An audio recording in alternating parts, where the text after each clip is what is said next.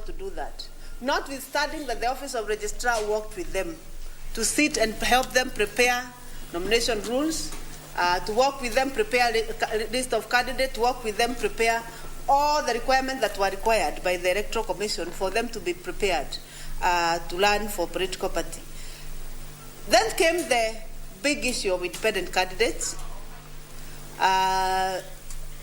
We cleared about 7,270 independent candidates so that they go present their clearance certificates to the IBC.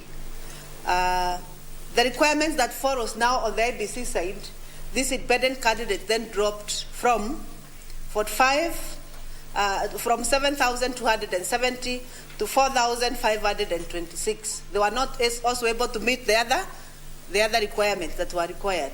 And all of you know that we cleared about 50 presidential people who wanted to become president either in parties or as independent. There were many. But when it came to the test of meeting the requirement, only 4 ended up being at the ballot paper. So the first question a person who is looking forward should ask, what are these requirements that you are not able to, that candidates were not able to meet? The other issue, and I want to ask this candidly, I said and I want to say again, it is the right of a person to run as an independent candidate and also through a political party. When you look at that,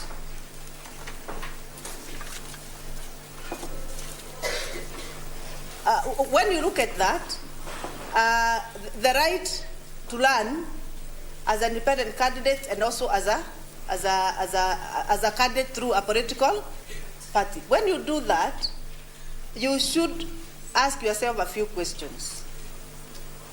Yes, it is my right to run as an independent, but what are the issues that goes with running with independent? What is the advantages and disadvantages? When I run with a party, what are the advantages or disadvantages? That is a question every person who is looking for should ask him or herself. And because I'm the registrar of political parties, I will always advise you.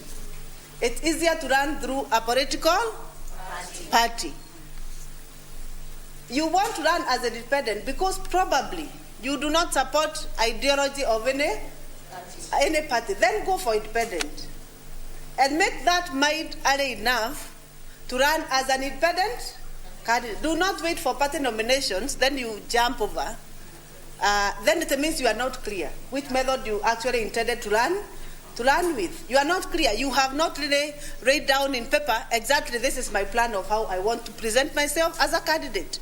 So that it is an afterthought. Once I fail in party nomination, then I can actually jump to become independent. And I think the writers of the Constitution envisage a situation where a person does not ascribe to any of the parties' ideologies and does not believe in a party system. It was not the other way around, that you are defeated in a party primary, then you jump over to become independent. While the law allows that, there's a window to do that, it is also important to also ask yourself, what exactly do I believe in? Do I believe in a party? I was just speaking to my sister here who has been in one party for 15 years.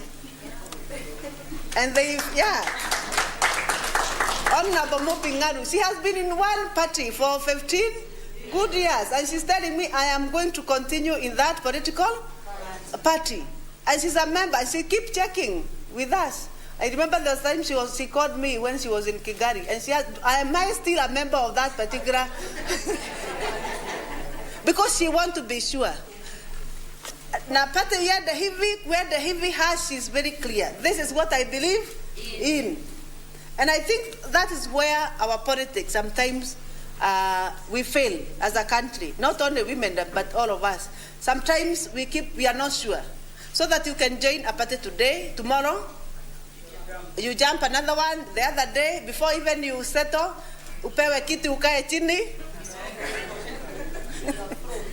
You have jumped to another political party. I think this season, I think this season is a time to reflect. And even for women, which political party do you want to belong to? Right now, we have about 90 of them. 90. You cannot lack only one political party that you can identify with. And you ask for their constitution, you see. You ask on how they treat women, you see. You ask on their compliance status, you see. Then we guide you. These are the list. Which party have you identified? Then you can always visit the office of registrar should you need guidance on the